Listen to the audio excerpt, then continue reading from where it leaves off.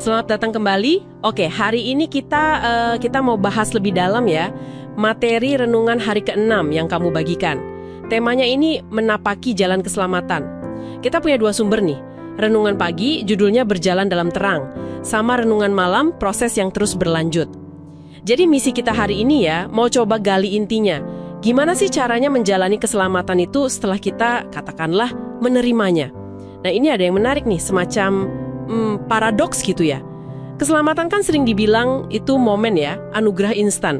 Tapi renungan-renungan ini juga bilang ada proses seumur hidup.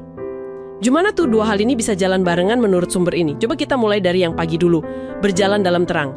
Ini acuannya ke 1 Yohanes 1 ayat 7. Intinya katanya sih hidup jujur, terbuka total di hadapan Tuhan dan sesama. Iya, konsep berjalan dalam terang ini kedengarannya bagus ya, tapi kalau dipikir-pikir nuntut juga ya, maksudnya hidup tanpa ada yang disembunyiin sama sekali gitu.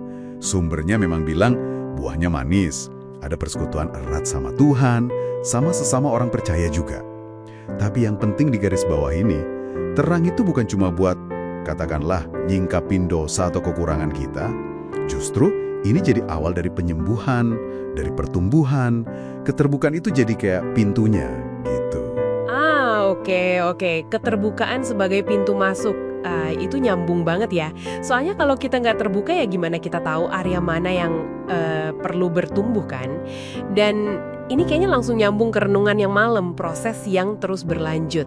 Ini kan ngutip Filipi 2 ayat 12-13, ada frasa yang sering bikin orang bertanya-tanya nih. Kerjakanlah keselamatanmu dengan takut dan gentar. Kedengerannya kan kayak, wah kita harus kerja keras banget buat selamat. Gimana tuh? Nah, persis. Dan renungan malam ini ngasih klarifikasi yang penting banget. Ini bukan soal kerja keras demi dapat keselamatan. Itu kan jelas anugerah ya.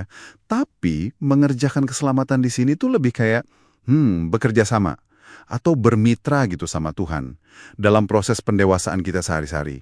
Mermu tadi nyebutnya kemitraan yang indah ya. Dan menurut saya itu pas banget sih nangkep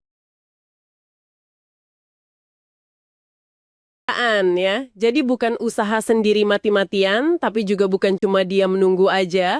Penjelasan lebih lanjutnya gimana soal kemitraan? ya, renungan malam ini menekankan kalau ini tuh proses yang aktif tumbuh makin mirip sama Kristus. Nah, usaha kita dalam kemitraan atau ya respons aktif kita aja sama pimpinan Tuhan. Sementara kemampuan yang ubah karakter kita. Jadi hidup dalam terang yang tadi